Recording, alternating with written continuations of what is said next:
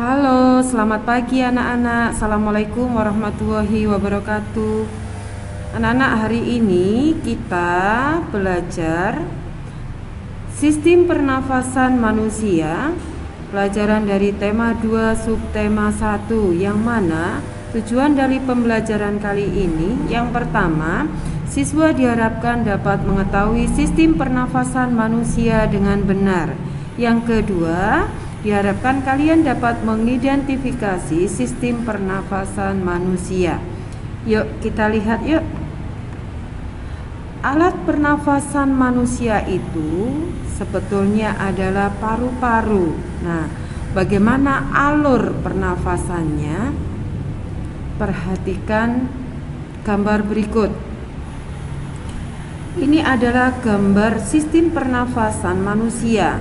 Udara yang masuk ke dalam tubuh, udara masuk melalui rongga hidung, masuk ke dalam trakea atau tenggorokan, kemudian masuk ke dalam paru-paru, yang mana paru-paru manusia itu terdiri dari 3 bagian. Yang pertama bronkus, masuk bronkiolus, dan yang terakhir adalah alveolus. Bagaimana alur pernafasan manusia yang sebenarnya? Udara yang masuk ke dalam tubuh melalui rongga hidung ini banyak mengandung oksigen. Nah, pertama udara masuk ke dalam rongga hidung. Kemudian dari rongga hidung udara masuk menuju trakea atau tenggorokan. Dari trakea masuk ke bronkus, bronkus masuk ke bronkiolus. Kemudian masuk ke alveolus. Nah, di dalam alveolus ini terjadi pertukaran antara oksigen dan karbon dioksida. Jadi alveolus di sini nanti kalau sudah masuk ke alveolus, oksigen masuk, CO2 atau karbon dioksida keluar. Alurnya melalui mana? Kembali lagi dari alveolus menuju ke bronkiolus, dari bronkiolus menuju ke bronkus, dari bronkus menuju ke trakea, dari trakea keluar lagi, bisa melalui rongga hidung atau melalui rongga mulut. Nah, anak-anak di sini pernah dengar tidak kalau kita makan makanan yang panas, kenapa tidak boleh ditiup? Nah, ini jawabannya. Karena udara yang keluar itu banyak mengandung CO2 yang tidak bagus bagi tubuh.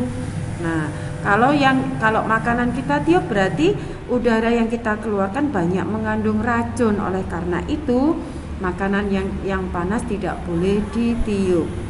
Ya. Kita akan pelajari satu persatu tentang alat pernafasan manusia.